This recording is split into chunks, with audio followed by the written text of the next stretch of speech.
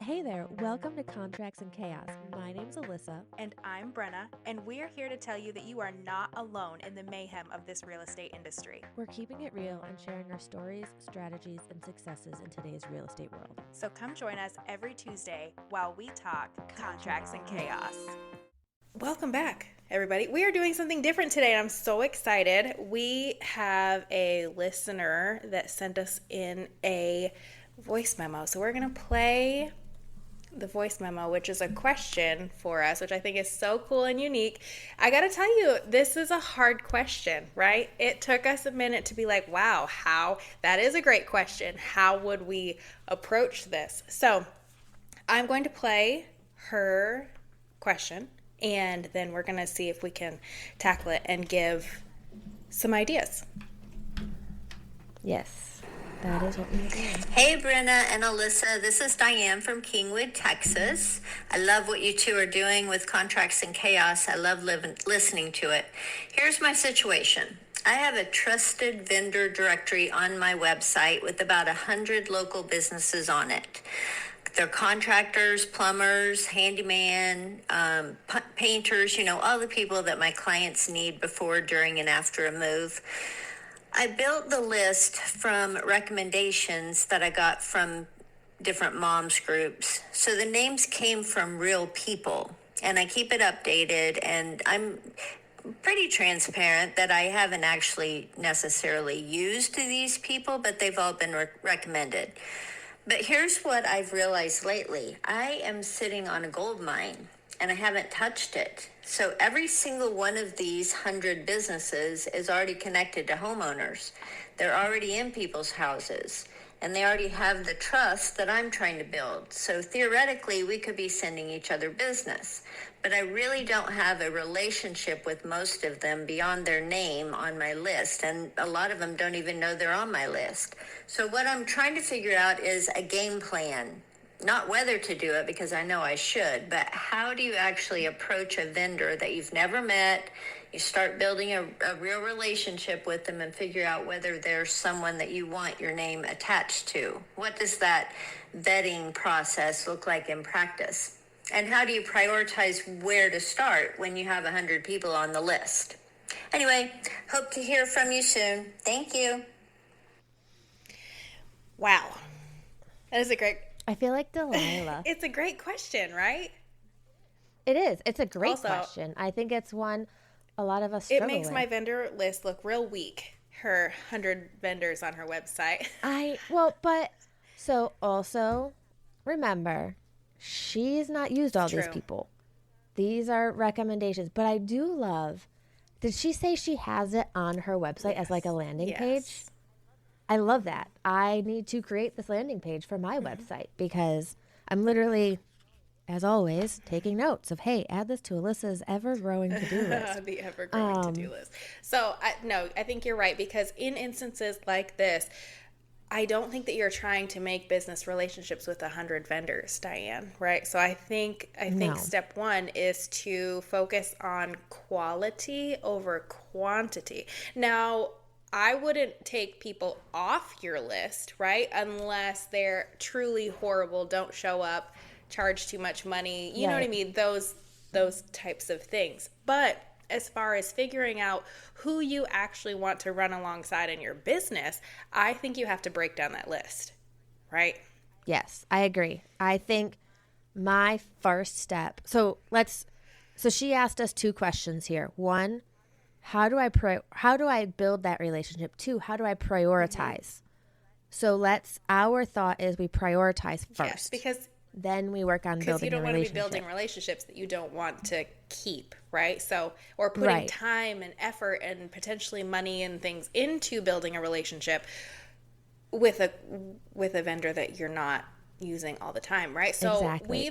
we have a episode, gosh, it's a ways back now, but we talk about ranking our clients, right? A, B, C. I forget how we did it. Or no, 5 stars, right?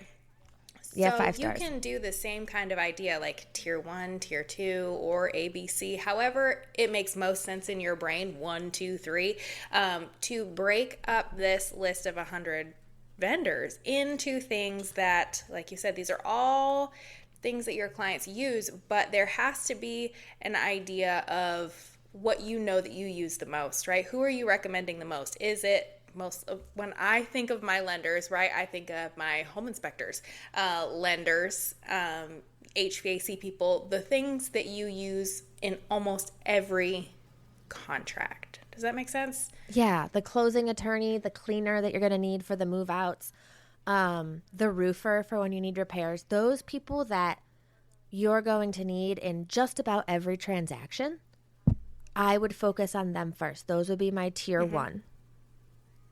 And then tier two would be the people that, like, vendors that people ask about occasionally. So landscapers, painters. Depending on your price point, painters might be in your tier one because you may be like, we always get a fresh coat of paint. I don't know. Movers, because some people ask for them, some people don't. I've actually never had a client ask me for movers. Really? Oh, I was thinking about that the other day. That's funny. Yeah, I just, one client right now was stressing over how to schedule them. Like, when should I have them come? And I was like, well, this, and this. But never asked me. And I think I did send her, I said, hey, here's the people I used. They were super flexible. But I've never had someone ask. But those would be my tier two: landscapers, painters, movers, pest control, flooring, electricians. Yeah, something like that. Even like, I feel like your general handyman would go in that. Yeah. So the guy you call when you have a repair request that doesn't need a full-on contractor. Yeah. And I think like handymen can go in tier one too. I mean, maybe have a backup. I don't know. So that's my other question. Yeah. I'm going to add a question to this question. For your tier ones, do you have one vendor in each of those categories, or are we having multiple in each of those categories? So I think that depends on, one, how busy if you know how busy that vendor is. Like my contractor, my guy Harry, I'm not giving anyone his name because I can never get him to show up at my house anymore because he's so busy. I mean, he's great, but yeah, I'm going to have to find a second or a third. I think it also depends on, like, how often are you using them? Is this where if you have 3 transactions running at once and they're busy and you're busy, you're probably going to need a backup. Or I also think of it as like kind of the same way we do with lenders.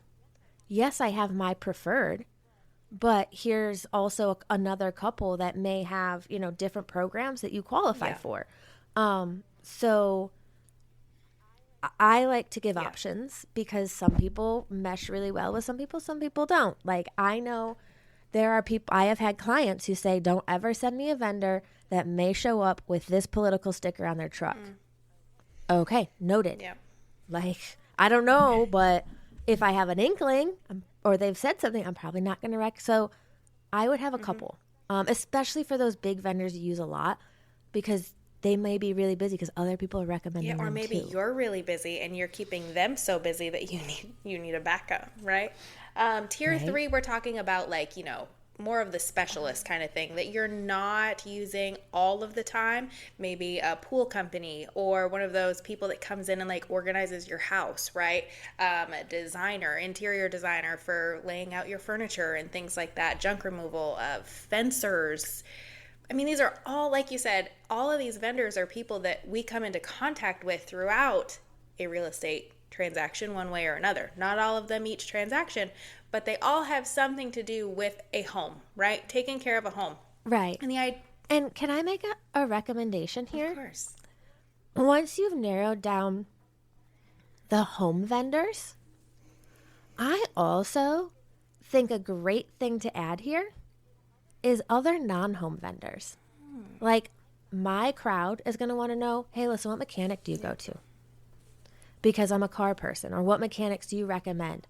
Now I have what tire shop maybe. Things, especially if you are focusing like Brenna on transplants, people relocating, they don't know. So, and maybe that's a separate page, or maybe you also have a page of like my favorite restaurants. And obviously this is above and beyond in a ninja move, but I think that tier 3, or maybe we call it a tier 4 or a specialty tier, I think it would be really cool once you've gone through this and you have the time to put that stuff in there too, so that you are seen as local knowledge outside of the house as well. I have a local business directory that I actually got the idea from a girl in Girls with Grit, and she had like a Google form set up that she had local businesses like fill out the Google form, and she created like a download, like a PDF that had all of their information, but it's broken up into categories. And I'm saying this because I have to tell you that the links that get clicked the most in that directory are hairdressers and babysitters. Yeah, like it makes sense to me. I was literally talking to my lender, and I went to the lake on Sunday. And we were like just chit chat. We're both single girls talking about everything. And that was one of the things we said was like, because we're both transplants here, I said, I've spent 11 years looking for a hairdresser I like. I've spent 11 years looking for a nail person I can stick with. And I think that's really important. Like, Absolutely. one, to help your clients, but two, it also shows that you know what's going on in the neighborhood. You know, and again, it's those who the good vendors are. Homegrown businesses that love to share and support, right? So if you're supporting that local bakery, or you're shouting out the nail girl, right, that has little studio place, those people are more apt to. I had our local weather like Facebook page tag me in a post that needed a real estate agent yesterday. I love screenshotted it because I was like, it. oh, they're like, oh, Brenna's in the area and she's a supporter of our page. You're going to be in great hands with her. And I was like, what? That's amazing, though. I know. That show, but so side note, that shows that you're doing the other things we're telling people to do, of like, be in the community pages. I don't know if I tagged you twice on the same one, because I was like, but I love two it. people were looking in Hickory, but I was like, this is a couple hours later. Is this the same post? I'm not sure, but it showed up on my feed again, so I'm going to tag her. Brenna. It's great. But that's the thing, is like doing those things. And then, so maybe that gets added to your form now of, hey, really reliable weather source. Hyperlink to their page. Yep, it's awesome because, and it's so funny you say that, because my sister's like, I see you tagged and I'm going to tag you, but I see already somebody tagged you, so I don't. And I said, girl, you better tag all of you, but you all tag me again. You all have different last names now. Nobody's going to know you're my sister. Well, and even if they do, so what? Just like, it's another tag, and they can phrase it in a way like, yeah, I know she's my sister, and but I've already sold them houses. Hey, so. She helped us find our house. Yeah, we've actually bought a house with her, and it was better than our experience in Maine with a different agent. Like, yes, take the text. Anyway, moving on.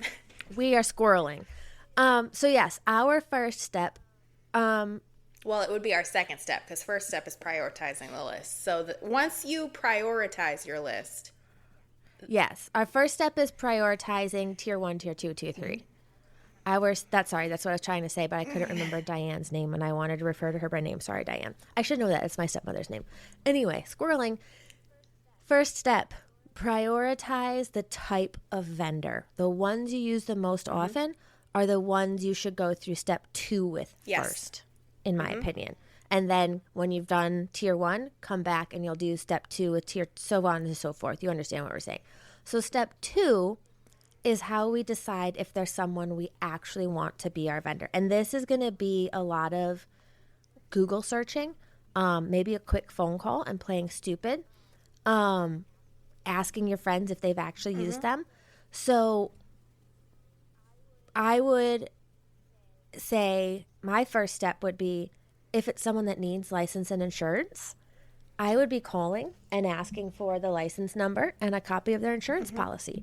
And then, because I've seen people get burned before, I'd call the insurance company and the licensing agency to make sure those are still current. Because I could give you my license number and I could give you an insurance document, but that doesn't mean I didn't get my license taken away. And it doesn't mean I didn't cancel my insurance 3 days later. A lot of times, I mean, I feel like good businesses have license numbers on their websites too, which is great, right? Yes. Now, some of these, like handymen, I don't always find they may not always have a insurance or but that's where I would, website. You know what I mean? But you have to use your judgment on those, right? Right. That's where I would go to like Google reviews, or the person who did recommend them. I'd call them and say, hey, what were they like? I know you recommended them, but why? What was the reason? How did they, like, were they good at solving problems, or did they create them? You know, if something went wrong, did they own it, or did they just be like, oh, well, it, like, to have that Yeah, conversation. go back into that Facebook group that you found their recommendation for and be like, hey, what was your experience with XYZ company, right? Because people are going to share. And even if you need to post it anonymously. Because people will share. They'll share good experiences, and you'll get the dirty, gritty, bad stuff too, right?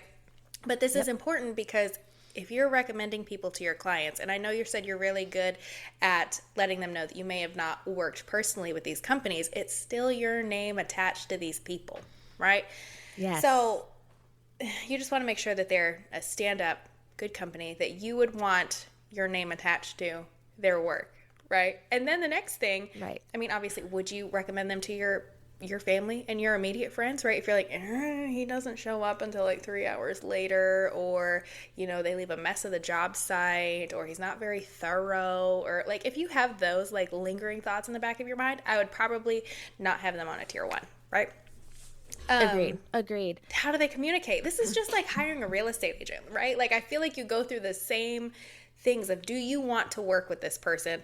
Do you want to work with them again after that and again after that, right? Are they easy to talk to? Do they communicate? Is there somebody in the office that answers the phone and answers your questions? Is there, are they, well, we'll get into that in a second, so I'll skip that. But like, would they be honest? Are they going to be like, oh, wow, that was a mistake or an oversight, or that, cracked sooner than we thought it was going to, and they'll fix it?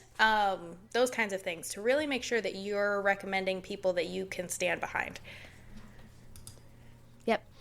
And then I think that brings us to the next part. The second part of your question was, how do you approach someone you've never met? So we've already done we've organized, we've done the detective work, like behind the scenes to crowdsource information. But how do you then approach them? I would pick up the phone. You don't need like an elaborate pitch. You don't have to be awkward. Just call and say, hey, I've heard your name come up in several times from people I trust or in different groups.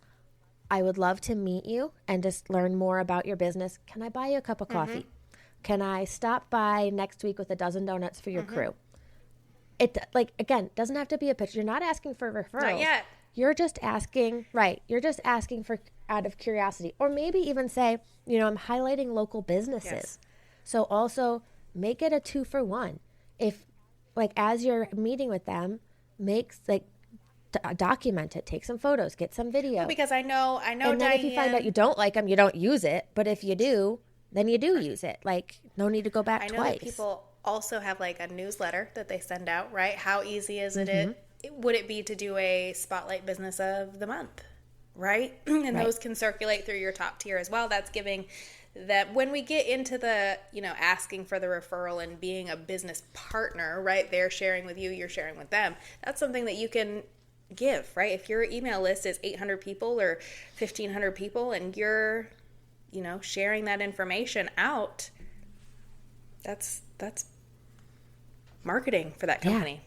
Yeah. And like that first meetup, that coffee or that pop by or whatever it is, that's not like an interview. It's not the whole thing. So I think it's like it is, but it isn't. Right. It's not like, hey, how long have you been in business? Like, you obviously talk with them, but this is going to be more like a first date, I feel like. Yeah. Right. It's like a quiet evaluation. Like, you want to see, how do they treat their employees? How are they answering the phone? When you're talking about things, are they complaining a lot? Are they gossiping? Did they put their competition down? Like, did they insult them? Were they on time? Yeah. Were they professional? Did they listen? Like, do you think they are someone that you would be comfortable working through a sticky situation with? Like, this is, like you said, it's a first date. We're just feeling them out. I think you can get a good first impression meeting somebody for the first time, right? In person, like, do they seem like a good person? I mean, I feel like I have a pretty good read on people, right? I don't know, juju, vibes, whatever it is. I'm like, yeah, I would hang out with this person, or I'm like, oh, goof. Yeah. Like, I can tell you right off the top of my head, there's one very large business owner locally who has a lot of billboards, and his billboards give me the ick. I accidentally scrolled across his personal TikTok the other day. It gave me more of an ick. No. And I was like, yep, that was right. I think the next thing is you have to, you have to actually try their service before you know for sure, right? And again, this is not saying take people off of that list on your website or stop supplying that resource to your community and clients, because I think that that's amazing. But as far as like building a relationship that you can hope to get business from, you need to have some experience firsthand with that company. Whether it's, you have your bathroom redone by the tile guy, or you're recommending them to a client for an inspection or as a lender or something like that, that you have firsthand knowledge of how that experience went. You know what I mean? Right. Yeah. And I think if we're going to use the dating equation, the coffee or the stopping by with donuts is like that first date. This is like the first weekend getaway. This is okay, we're going to dip our toes in the water and go out of town for a night. So like, yeah, even maybe use your house. Is there something that you need done?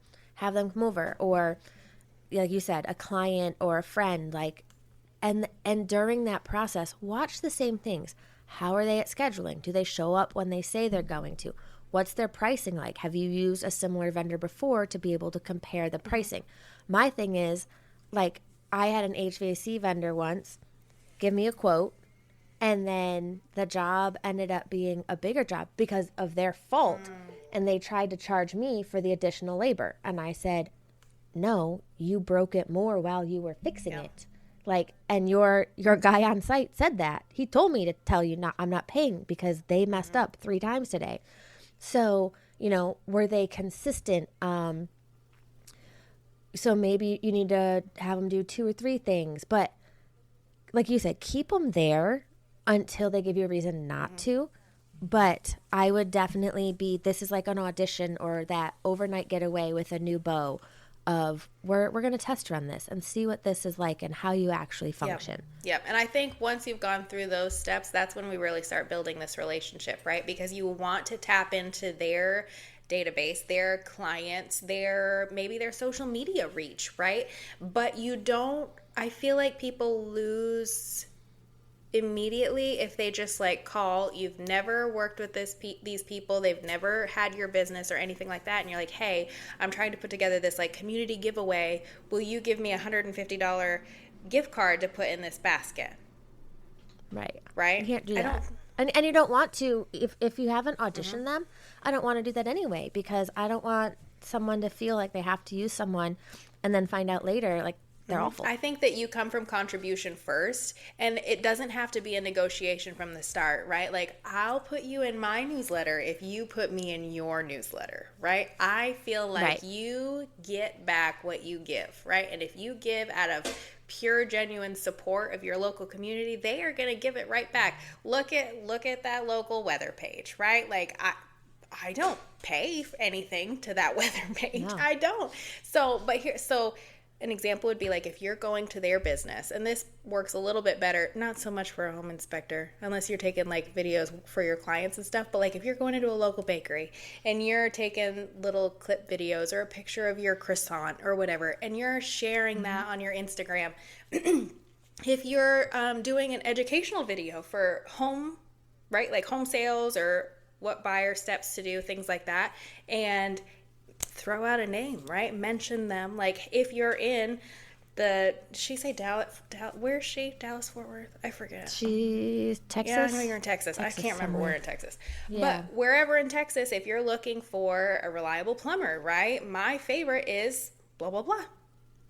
And then sure, tag them in it, share it, send it in a private message, right? Send it to me like, hey, in case you didn't see this, you guys are mentioned in this video, right? And you can say, I guess, feel free to share or whatever, or just be like, I appreciate you and everything you do for my clients.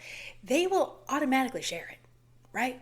It's a shout out. It's a good thing for their business. Like, I was at the 4th of July thing this weekend, and there's 2 local pop-up businesses I really love in town. And so I made the 4th of July reel, but then I made another one saying, hey, look, I got to check out these vendors. And I made them collaborators, and now their audience is in my audience. That's the other thing, too. A collaborator, if you're on Instagram, is super cool, because if they accept being a collaborator, then all of their followers see your stuff, too, right? Because it shows up on their page as well. Like, you guys work together on it. But so also, I think we skipped something. What are the red flags when we're going through this process? We kind of mentioned some of them, but like if they're sitting there just bad mouthing their competitors, or they instantly are like, well, what are you going to do for me? Or you have to put me on your vendor. Or if something goes wrong and they disappear, like there are red flags. These are icks these are things where I would be like, you're coming off the list. Maybe if it was pressuring for referrals immediately, maybe not off the list because, girls got to eat. I get it. But things like if they're bad-mouthing competitors, I don't want to send a vendor like that to my clients who's going to come in and just be shit-talking the whole time. Or if they don't answer quickly or they're awful at scheduling, like, okay, yeah, they're coming off because we all know if it's one thing if it's not during a transaction. But during a transaction, we're on tight timelines. I need things done in a timely manner. So that's going to be an off the list, at least for during transactions. Or if they're the type of person that only reaches out to you when they need business, I'm probably not keeping them on my list. It's kind of like I gotta tell you, and listen, I love them. I love the mortgage industry, right? We need them, we love them, but I gotta tell you, my phone starts ringing when things start slowing down, and they're like, "Hey, I've never worked with you before, but I'm a great lender in your area, and I'd love to have coffee because I saw that your production, you sell houses, right? Which is good. You work with buyers, which means you need to work with me, and I'd love to buy you a coffee, so you will work with me." Is basically how that voicemail goes. Yeah, pretty much. Pretty much. Or they've stalked your Instagram or your Facebook and try to find something they can relate to you on. And I'm just like, that was one post 4 years ago. You scrolled a long way. So you are killing time for no reason. I think a couple other, just as far as like audience sharing opportunities and like building that relationship, like if you do any local events, right? Ask them if they want to set up a table, if they want to sponsor, again, if they want to do a gift basket, something a lot when you're building a relationship, include them into that, right? Yeah, like for you with the PTA. If the PTA, that's different than doing a giveave to your clients because that's kind of going out into the ether. They don't know that necessarily you asked them for it. But that would be a great thing. Have a booth at a local event like that you're organizing or helping with. Or even just making them aware of how to sign up for those events because maybe they don't know. That could be a great outreach to other business owners is like your own little business owner newsletter of, hey, here's this local community event coming up. They're looking for donations, or you can set up a booth here to sell your wares. Like, did you know this is how you register? I think that's a great business to business idea. If you do client appreciation events, if you're doing like any little things that they're like, not necessarily because you can get sponsorships from businesses to make events better, right? But if there's something that you're doing, like you're having a little girls client appreciation event and you know a lady that has the little rolling boutique, right? Or the little permanent jewelry setup or whatever, include them in that opportunity to build their business while you're building yours. I don't think you have a podcast, Diane, but like we've had lenders on here, we've had speakers on here, to share a platform and support them, and they're all people that we have vetted and used, right? Yep. Not just throwing somebody on the podcast just to throw somebody on the podcast, somebody that we would actually stand behind and be like, no, like we love this stuff, Yes. Yeah, I just think that the opportunities there are endless, but I think 100 vendors is a lot. So I would sort it out for sure into those tiers. Yes, definitely sort it out. And then your first screening might be literally just Google reviews and then work from there so you're not having, because 100 vendors is going to take a long time. And because a spreadsheet full of like vendors and names isn't an asset. It's not, it may... like your clients may click on things or people come to your website, but building that relationship is the asset. That's what you really want in the long run. So let's do a quick rundown. Green flag, red flag, yellow flag. Oh my God, you love this stuff. Okay. Are you going to ask the questions or do you want me to ask questions? I'll ask the questions. All right. Yellow, green, red. Good. Yes. No. Okay. Correct. Green would be good. Yellow would be red would be no. Okay, great. They're 20 minutes late to coffee. Like for that first. Yeah, it's an It's a, because I get it. I still don't know you yet, right? Like. Right. If they didn't show up or Is it no? they're 20 minutes late and then No. cancel and say, can we reschedule? Yeah. No. They trash every I think competitor. that's a no. It's a hard no for me. It's a hard no. They immediately ask you how many referrals you can send. I feel like this is controversial, but also that's a no. Yeah, and you know what? I'll be honest. As a green agent, I made that mistake. I made that mistake of saying, well, what's my ROI for working with you? Like, what? Please tell me. Instead of asking, what can you do for my clients? Like, I think that's the difference. I think needing to ask, this one is an obvious, it's the opposite of what you said. They ask thoughtful questions about your business. That's a green flag. Like, you're getting to know each other, right? Yeah. Yeah. They've already researched you. Green flag. Absolutely. I think that's good. We all know I did the same right. thing about them. Yeah. Now, if it's a creepy Facebook dive and they found my prom picture my mom reposted 5 years ago, A little sketch. that's not. But if they're like, hey, I noticed that you, like I was scrolling through and you do a lot of business, sorry, Rexian, in this neighborhood. Hey, I live there. Okay, that's different. They send you a thank you note afterwards. Listen, that's a gold flag. I don't know. That's a Right? winner. That is neon That's green a winner. blinking. You need to put them on the top of your tier 1 list. Yes. They introduce you to someone else. Also a golden flag, a golden opportunity. You know, those are the people in the communities, the connectors that make such a huge difference, right? Because it's that spider web effect. You ever see like a picture of the brain or whatever, and it's the neurons, like the pathways, they start to like all light up. You know, that's what I imagine that is, especially in like a smaller community. When you start talking, you build a relationship, say with that hairdresser, right? And then that hairdresser's client is like, you know what, we're getting a divorce, we have to sell the house. Well, I actually know somebody, and you connect with them, and then you connect them with your lawyer, you know, like whatever it is, it just all tangle weaves in together into this little mesh that just makes businesses grow, little communities flourish, and I just love that. Yep. Yeah, I love it. Like, and I've done that with a client who was relocating to the area, and he's like a fractional finance. He's kind of like, he's a part-time CFO for multiple businesses. Like, if you can't afford to hire one, that's how he does it. So he needed to be connected. First person I introduced him to was the director of the Gaston Business Association. I said, you need to meet Steve, and boom, Perfect. done. And now I run into him at Rotary meetings, like all the things. I'm like, okay, That's perfect. awesome. But yeah, that grows them, that grows you. They'll send, when they meet people, send them your way.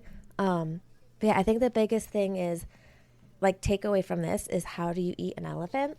It's one bite at a time. Yes, always. So don't feel like you have to tackle all of, like, filter or sort, filter, Build. and then analyze. Yeah, and build. That would be that. If we had to break this down, it's sort, filter, analyze, build is the 4 steps I would take to get through that list. That's great. I hope this was fun. Thank you for sending in this question. Was fun. I liked this. Hopefully you guys did too. It's something completely different that we haven't done before. But if you feel like you need to send either one of us a voice note, I would do this again. Yeah, I would totally do this again. So maybe we need to, I guess we could put one of our phone numbers in because it has to go. Can you email them? I don't even know how they work. This got sent to you. Well, I know you can send it through like Apple voice memos. You can send them on Facebook. You can send a. Is that an app? No, you've never sent a voice memo? No, I mean in a text. Like, I've sent a voice text. Yeah, it's like a voice text. You can send them in Facebook. You can send them in Instagram. So if you all, it is an app. If you want to send us a voice memo or a message anywhere that has a question, I think this was really cool. And I hope, Diane, that we answered your question. And on that note, we will see you guys next week. We just finished another episode of Contracts and Chaos, but believe me, the chaos does not stop here. So check out the show notes for our email address and where to follow us on socials, and we will see you next week.